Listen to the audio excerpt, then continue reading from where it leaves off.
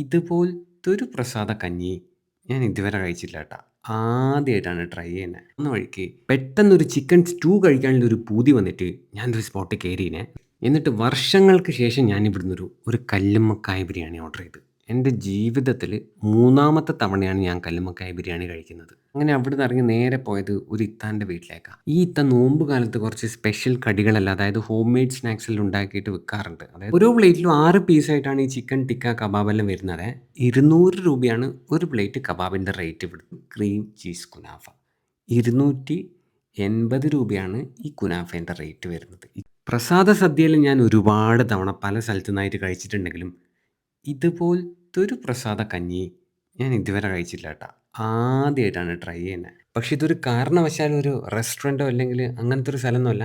ഇതൊരു അമ്പല. 3 ഐറ്റംസ് ഒരുമിച്ച് കൂടിച്ചേർന്നതാണ് ഈ ഒരു കഞ്ഞി. ചെറുപയർ ഗോതമ്പ് കഞ്ഞിയുണ്ട്, കടലപ്പുഴുക്കുണ്ട്, പിന്നെ സൈഡിലായിട്ട് പാൽ പായസമുണ്ട്. പാൽ പായസം കുറച്ച് അധികം വാങ്ങിച്ചിട്ട് എല്ലാം കൂടെ മിക്സ് ചെയ്തിട്ട് വേണേൽ കഴിക്കാൻ. അപ്പോഴാണ് ഇതിൻ്റെ ഒരു യഥാർത്ഥ ടേസ്റ്റ് കിട്ടുള്ളൂ കേട്ടോ. പിന്നെ ഇവിടെ ഞാൻ കണ്ടൊരു പ്രത്യേകത എന്താണെന്ന് വെച്ച് കഴിഞ്ഞാൽ, എല്ലാ ഐറ്റംസും നമ്മൾ എത്ര തവണ ചോദിച്ചു കഴിഞ്ഞാലും ഒരു മടിയോ അല്ലെങ്കിൽ ഒരു കൈവറിയോ ഇല്ലാണ്ട് എത്ര വണ്ടിക്കലും തരുവേ.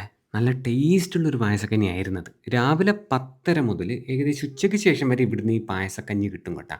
ഇനി അമ്പലം എവിടെയാണ് വരുന്നതെന്ന് പറഞ്ഞുതരാം. നമ്മളെ പെരളശ്ശേരി അമ്പലമില്ലേ, പെരളശ്ശേരി അമ്പലത്തിൻ്റെ തൊട്ട് സൈഡിൽ തന്നെയില്ല ദാ ഈ കാണുന്ന നാരോത്ത് ശ്രീ മഹാവിഷ്ണു ക്ഷേത്രം. അങ്ങനെ അവിടുന്ന് ആ കഞ്ഞി കുടിച്ച് ഇറങ്ങിയിട്ട് നേരെ പോയത് വീട്ടിലേക്കാണ്. എന്നിട്ട് വീട്ടിൽ നിന്ന് നേരെ കണ്ണൂരേക്ക് വിട്ടു കേട്ടോ. കണ്ണൂരേക്ക് പോകുന്ന വഴിക്ക് പെട്ടെന്നൊരു ചിക്കൻ സ്റ്റൂ കഴിക്കാനുള്ളൊരു പൂതി വന്നിട്ട് ഞാനൊരു സ്പോട്ടിൽ കയറിയിനെ. എന്നിട്ട് അവിടുന്ന് ഒരു ചിക്കൻ സ്റ്റൂ വാങ്ങിച്ച് ഒരു ആട്ട പൊറോട്ടയും വാങ്ങിച്ച്. മൈദ പൊറോട്ട കുറച്ചായിട്ട് ഞാൻ കഴിക്കുന്നത് വളരെ വളരെ വളരെ കുറവാണ്. പരമാവധി ആട്ട പൊറോട്ടയാണ് കഴിക്കാറ്. ഒരു പരിധിവരെ ഏകദേശം എല്ലാം കണക്ക് തന്നെ. പിന്നെ എല്ലാം ഒരു വിശ്വാസമല്ലേ. അങ്ങനെ ആട്ട പൊറോട്ടേൻ്റെ മേലെ ആ ചിക്കൻ സ്റ്റൂ എല്ലാം ഒഴിച്ചിട്ട് നല്ലോണം കുതിർന്ന ആട്ട പൊറോട്ടയില്ലേ, അതിൽ നിന്ന് ചെറിയൊരു കഷ്ണം പതുക്കെ കീറി ഇങ്ങോട്ട് എടുത്തിട്ട് ആ ചിക്കൻ പീസും കൂടെ ചേർത്ത് വെച്ചിട്ട് കഴിച്ച്. നല്ല നല്ല ചിക്കൻ സ്റ്റൂവിനും നല്ല ആട്ട പൊറോട്ടയാണ് കേട്ടോ. കുറച്ച് മൈദയെല്ലാം ചേർത്തണെന്ന് തോന്നുന്നു ആട്ട പൊറോട്ടയിൽ. അത്യാവശ്യം സോഫ്റ്റ് ആയിരുന്നേ. പിന്നെ കറി ബാക്കിയുള്ളതുകൊണ്ട് ഒരു ആട്ട പൊറോട്ടയും കൂടെ എക്സ്ട്രാ വാങ്ങിച്ചിനെ. അപ്പോൾ സ്പോട്ട് വരുന്നത് നമ്മളെ മേലെ ചൊവ്വ സ്കൂളിൻ്റെ തൊട്ട് സൈഡിലുള്ള ഈ ഹോട്ടൽ കൈരളിയാണ്. എന്നിട്ട് പിന്നെ കണ്ണൂർ പോയിട്ട് ഒരു സാധനം വാങ്ങിച്ചിട്ട് അത് പാക്ക് ചെയ്തിട്ട് കൊറിയർ അയക്കാനെല്ലാം ഉണ്ടായിരുന്നു. അങ്ങനെ കൊറിയറിൽ അയച്ച് കഴിയുമ്പോഴത്തേക്കും സമയം ഒരു 2:15 ആയിട്ടുണ്ടാവും. പിന്നെയും വിശക്കാൻ തുടങ്ങി. എന്നാൽ പിന്നെ ഒരു ബിരിയാണി കഴിക്കാമെന്ന് വിചാരിച്ചിട്ട് ഒരു സ്പോട്ടിൽ കയറി. എന്നിട്ട് വർഷങ്ങൾക്ക് ശേഷം ഞാൻ ഇവിടുന്നൊരു കല്ലുമ്മക്കായ ബിരിയാണി ഓർഡർ ചെയ്തു. എൻ്റെ ജീവിതത്തിൽ മൂന്നാമത്തെ തവണയാണ് ഞാൻ കല്ലുമ്മക്കായ ബിരിയാണി കഴിക്കുന്നത്. അതിൽ ഇതിന് മുമ്പ് കഴിച്ച ഒരു പ്രാവശ്യം ഇവിടുന്ന് തന്നെ ആയിരുന്നു. 300 റുപ്യാണ് ഇവിടുത്തെ ഒരു കല്ലുമ്മക്കായ ബിരിയാണീൻ്റെ റേറ്റ്. അപ്പോൾ നമ്മൾ ആ ഒരു സ്ഥിരം രീതിയിൽ കുറച്ച് ബിരിയാണി റൈസ് മാത്രം ഒന്ന് കഴിച്ച് നോക്കിയാൽ. അങ്ങനെ കഴിച്ചപ്പോൾ സത്യം പറഞ്ഞാൽ വലിയ ടേസ്റ്റൊന്നും തോന്നിയില്ല. പിന്നെ കുറച്ച് ആ മസാലയും കല്ലുമ്മക്കായൻ്റെ മസാലയും ചെറിയൊരു കഷ്ണം കല്ലുമ്മക്കായൻ്റെ പീസും ആ റൈസിൻ്റെ കൂടെ ചേർത്ത് വെച്ചിട്ട് കഴിച്ചു നോക്കിയേ. അന്നേരം എൻ്റെ ഒരു പേഴ്സണൽ അഭിപ്രായത്തിൽ ഒരു ഒരു ആവറേജ് ആയിട്ടാണ് തോന്നിയത്. അതിനുശേഷം കുറച്ച് സലാഡും കുറച്ച് ആ തേങ്ങാ ചമ്മന്തിയും പിന്നെ നമ്മളെ ആ ഈത്തപ്പഴം ബീട്രൂട്ട് അച്ചാറും ഇല്ലേ, അതെല്ലാം കൂടെ ചേർത്തിട്ട് ബിരിയാണി റൈസ് നല്ലോണം കുഴച്ചിട്ട് ചെറിയൊരു 2 പീസ് കല്ലുമ്മക്കായ ഇങ്ങോട്ട് എടുത്തിട്ട് അത് ആ റൈസിൻ്റെ കൂടെ വെച്ചിട്ട് ഒന്നും കൂടെ ഒന്ന് കുഴച്ചിട്ട് വാരി എടുത്തിട്ട് കണ്ണ് പൂട്ടിയിട്ട് ഒന്നും കൂടെ ഒന്ന് കഴിച്ച് നോക്കിയേ. മട്ടൺ ബിരിയാണീൻ്റെയും ചിക്കൻ ബിരിയാണീൻ്റെയും ബീഫ് ബിരിയാണീൻ്റെയും ഒന്നും ടേസ്റ്റ് എക്സ്പെക്ട് ചെയ്തിട്ട് ഈ ബിരിയാണി കഴിക്കേണ്ട. ആ ഒരു ടേസ്റ്റ് എന്തായാലും വരില്ല എന്നാണ് എൻ്റെ ഒരു അഭിപ്രായം. എന്തായാലും വലിയ കുഴപ്പമുണ്ടായിട്ടില്ല ബിരിയാണി. അപ്പോൾ സ്പോട്ട് നമ്മളെ കണ്ണൂർ മാർക്കറ്റ് റോഡിലെ അർഫ റെസ്റ്റോറൻറ്റാണ്. അങ്ങനെ അവിടുന്ന് ഇറങ്ങി നേരെ പോയത് ഒരു ഇത്താൻ്റെ വീട്ടിലേക്കാണ്. ഈ ഇത്ത നോമ്പ് കാലത്ത് കുറച്ച് സ്പെഷ്യൽ കടികളെല്ലാം, അതായത് ഹോം മെയ്ഡ് സ്നാക്സെല്ലാം ഉണ്ടാക്കിയിട്ട് വിൽക്കാറുണ്ട്. അതായത് ഓൺ ഓർഡറേ. അപ്പോൾ അവർ വിളിച്ചിട്ട് പോയതാണ്. അവിടെ ബീഫ് കട്ട്ലറ്റ് ഉണ്ടേനും, പിന്നെ ചിക്കൻ സമൂസ ഉണ്ടേനും, പിന്നെ പത്തിരി ഉണ്ടേനും, ചിക്കൻ കറി ഉണ്ടേനും, ഉന്നക്കായ ഉണ്ടേനും, അങ്ങനെ കുറേ സ്നാക്സെല്ലാം ഉണ്ടായിരുന്നു. അപ്പോൾ അതെല്ലാം കഴിച്ച് നോക്കി. ഓർഡർ ചെയ്യേണ്ടതിന് ഞാൻ നമ്പർ താഴെ കൊടുക്കാം കേട്ടോ. ഇപ്പോൾ സമയം ഏകദേശം വൈകുന്നേരം ഒരു 6 മണിയെല്ലാം കഴിഞ്ഞിട്ടുണ്ടാവേ. നേരെ പോകുന്നത് കാസർഗോഡേക്കാണ്. കാസർഗോഡ് നോമ്പിൻ്റെ ഈ സമയത്ത് ഒരു റെസ്റ്റോറൻറ്റിൽ 2-3 കബാബ്സ് ഇറക്കിയിട്ടുണ്ട് എന്നെല്ലാം കേട്ടിട്ട് അതൊന്ന് ട്രൈ ചെയ്യാമെന്നും കൂടി വിചാരിച്ചിട്ട് പോയതാണ്. പിന്നെ വേറൊരു കാര്യം കൂടി ഉണ്ടായിരുന്നു. അത് ഞാൻ വേറൊരു വീഡിയോയിൽ പറയാം. ഇതാണ് ആ കബാബ്. 3 വെറൈറ്റീസ് ഇറക്കിയിട്ടുണ്ട്. ഇത് ചിക്കൻ ടിക്ക കബാബാണ്. പിന്നെ മലായി ടിക്കയുണ്ട്, പിന്നെ ഹരിയാലി ടിക്കയുണ്ട് കേട്ടോ. അപ്പോൾ ആദ്യം കഴിച്ചു നോക്കിയത് ഈ ചിക്കൻ ടിക്ക കബാബാണ്. ഓരോ പ്ലേറ്റിലും 6 പീസായിട്ടാണ് ഈ ചിക്കൻ ടിക്ക കബാബെല്ലാം വരുന്നത്. 200 രൂപയാണ് ഒരു പ്ലേറ്റ് കബാബിൻ്റെ റേറ്റ് ഇവിടുത്തെ. 3 കബാബിനും സെയിം റേറ്റ് തന്നെയാണ്. ചിക്കൻ ഭയങ്കര സോഫ്റ്റ് ആയിരുന്നു. അതുകൊണ്ട് തന്നെ അങ്ങനെ ചൂയൊന്നും ആയിരുന്നില്ല. പിന്നെ കഴിച്ചത്, അതായത് ആ ചിക്കൻ ടിക്ക കബാബിന് ശേഷം കഴിച്ചത് ഈ മലായി ടിക്കയാണ്. അതിൻ്റെ അകത്തുനിന്ന് ഒരു പീസ് ഇങ്ങനെ എടുത്തിട്ട് അത് മാത്രം കഴിച്ച് നോക്കി. പിന്നെ ഇതില്ലേ നമ്മളെ മിൻ ചട്നി അതിൻ്റെ അകത്ത് മുക്കിയിട്ടും കഴിച്ചു നോക്കിന്. മലായി ടിക്കക്കു ആ ഒരു ക്രീമിൻ്റെ ഫ്ലേവറിൽ സെറ്റായിട്ടുണ്ടായിരുന്നു.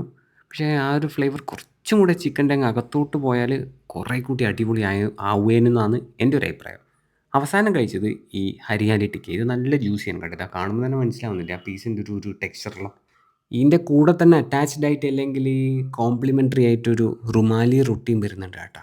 അപ്പോൾ റുമാലി റൊട്ടി ഒരു പ്ലേറ്റിലേക്ക് ഇട്ടിട്ട് എല്ലാ ചിക്കൻ കബാബിൽ നിന്ന് 2 പീസ് എടുത്തിട്ട് റുമാലി റൊട്ടീൻ്റെ സൈഡിലവിടെ വെച്ചിട്ട് റുമാലി റൊട്ടി ഓരോ ചിക്കൻ ടിക്ക ഉണ്ടല്ലോ, ഓരോ ചിക്കൻ കബാബ് അതിൻ്റെ കൂടെ ഞാനിങ്ങനെ എടുത്തിട്ട് മാറി മാറി കഴിച്ചുകൊണ്ടേ നിൽക്കുന്നുണ്ട്. അത്യാവശ്യം നല്ല സോഫ്റ്റ് ആയിട്ടുള്ള റുമാലി റൊട്ടി അല്ലേനു. അപ്പോൾ ആ റുമാലി റൊട്ടി കൂട്ടി പിടിച്ചിട്ട് ഓരോ ചിക്കൻ കബാബ് അങ്ങനെ മാറി മാറി കഴിച്ചതിന് ശേഷം നെക്സ്റ്റ് ഒരു ഐറ്റം കൂടി ഓർഡർ ചെയ്തു. ഇത് ഇവിടുത്തെ ഒരു സ്പെഷ്യൽ ഐറ്റമാണ്. ഈ നാട്ടുകാർക്കെല്ലാം ഭയങ്കര ഇഷ്ടമുള്ള ഒരു ഐറ്റമാണെന്ന് പറഞ്ഞാൽ ചാർക്കോൾ ചിക്കൻ. 150 രൂപയാണ് ഇതിൻ്റെ റേറ്റ്. ഈ ചാർക്കോൾ ചിക്കൻ എവിടെ ഒരു കരിഞ്ഞ ഫ്ലേവറേ ഉണ്ടായിട്ടില്ല കേട്ടോ. അത് കറക്റ്റായിട്ട് ഗ്രില്ലായിട്ടുണ്ടായിരുന്നു. പിന്നെ ആ മസാലേൻ്റെ ഫ്ലേവറും ചിക്കൻ്റെ ഏകദേശം ഉള്ളിൽ വരെ എത്തിയിട്ടുണ്ടായിരുന്നു. എനിക്ക് നന്നായിട്ട് ഇഷ്ടപ്പെട്ടു ആ ചിക്കൻ. പിന്നെ ഒരു വിത്തൗട്ട് ഷേക്ക് ഞാൻ ഓർഡർ ചെയ്തതിന്. അത് കുടിക്കാൻ പോകുമ്പോഴത്തേക്കും ഞാൻ ഓർഡർ ചെയ്ത എൻ്റെ നെക്സ്റ്റ് ഐറ്റം എത്തി. ഇതാണ് അല്ലെങ്കിൽ അതാണ് ഈ കാണുന്ന ക്രീം ചീസ് ചാർക്കോൾ ചിക്കൻ. ഏകദേശം നമ്മൾ ആദ്യം കഴിച്ച ചാർക്കോൾ ചിക്കൻ തന്നെയാണിത്. പക്ഷേ അതിൻ്റെ മുകളിലോട്ട് ക്രീമും വരും ചീസും വരും. അതുകൊണ്ട് തന്നെ മറ്റേനേക്കാളും ഭയങ്കര ജ്യൂസിയാണ്, അല്ലെങ്കിൽ കുറച്ചധികം സോഫ്റ്റാണ് ഈ ഒരു സാധനം. ആ ക്രീം ചീസിൻ്റെ ഫ്ലേവർ എന്ന് പറയുമ്പോൾ ചീസ് അങ്ങനെ ഓവറായിട്ടൊന്നും ഉണ്ടായിട്ടില്ല കേട്ടോ. പിന്നെ ക്രീമും അങ്ങനെ അങ്ങനെ ഒരു മടുപ്പിക്കുന്നത്ര ഉണ്ടായിട്ടില്ല എന്നാണ് എൻ്റെ ഒരു അഭിപ്രായം. ഇത് പെട്ടെന്ന് കാണുമ്പോൾ ഒരു ഡൈനാമൈറ്റ് സോസിൻ്റെ എല്ലാം ഫ്ലേവർ പോലെ തോന്നുമെങ്കിലും ഡൈനാമൈറ്റ് സോസിൻ്റെ ഒരു ഫ്ലേവർ ഒന്നുമില്ല കേട്ടോ അതിന്. അതിൻ്റെ അടുത്ത് ഞാനൊരു പഫ് പൊറോട്ടയും വാങ്ങിച്ചിട്ടേ ഇതിൻ്റെ കൂടെ കഴിക്കാൻ വേണ്ടിയിട്ട്. ഇതിൻ്റെ ഒരു ഫ്ലേവർ എനിക്ക് ഭയങ്കര ഇഷ്ടപ്പെട്ടായിരുന്നു. ഇതിങ്ങനെ പിന്നെയും കഴിച്ചുകൊടുക്കാൻ തോന്നുന്ന അങ്ങനത്തെ ഒരു ടൈപ്പ് ഫ്ലേവർ ആയിരുന്നു. അങ്ങനെ അതെല്ലാം കഴിച്ചതിന് ശേഷം മറ്റേ ഷേക്ക് കുടിച്ച്, വിത്തൗട്ട് ഡേറ്റ് ഷേക്ക്. എന്നിട്ട് ഞാൻ നമ്മളെ കണ്ണൂരുകാരുടെ ഒരു സ്പെഷ്യൽ ഐറ്റം ആയിട്ടുള്ള, അതായത് നോമ്പിൻ്റെ സമയത്തെല്ലാം കണ്ണൂരുകാരുടെ ഏറ്റവും പ്രിയപ്പെട്ട ഐറ്റം ആയിട്ടുള്ള ആ ചിരണ്ടി ഐസും ഓർഡർ ചെയ്തു. എൻ്റെ ഒരു ടേസ്റ്റിൻ്റെ പുറത്ത് വെച്ച് പറയുകയാണെങ്കിൽ കുറച്ചുകൂടി ഐസ്ക്രീം വേണേനു ആ ചിരണ്ടി ഐസിൽ. ഇനി കുറച്ച് കാപ്സും കുറച്ച് പ്രോട്ടീനും കൂടെ അകത്തോട്ട് പോയിക്കോട്ടെ എന്ന് വിചാരിച്ചിട്ട് ഞാനൊരു സിമ്പിളായിട്ടുള്ള എഗ് ഫ്രൈഡ് റൈസ് ഓർഡർ ചെയ്തു. അധികം എണ്ണയും നോക്കാണ്ടാക്കണം എന്ന് പറഞ്ഞിട്ട് നല്ല ഫ്രൈഡ് റൈസ് വേണേ. അവസാനം ഒരു ഡെസേർട്ടും കൂടെ പറഞ്ഞ് ഇവിടെ ഇവർ പുതിയതായിട്ട് ലോഞ്ച് ചെയ്തിട്ടുള്ള ഒരു ക്രീം ചീസ് കുനാഫ. 280 രൂപയാണ് ഈ കുനാഫേൻ്റെ റേറ്റ് വരുന്നത്. ഈ കുനാഫക്ക് റേറ്റ് വരുന്നത് നല്ലൊരു കുനാഫയാണ്. അപ്പോൾ അതും ഏകദേശം പകുതി മുക്കാൽ ഫുള്ള് അങ്ങ് കഴിച്ച ശേഷം പിന്നെ ഞാൻ ഇവിടെ നിന്നൊന്നും കഴിച്ചിട്ടൊന്നുമില്ല.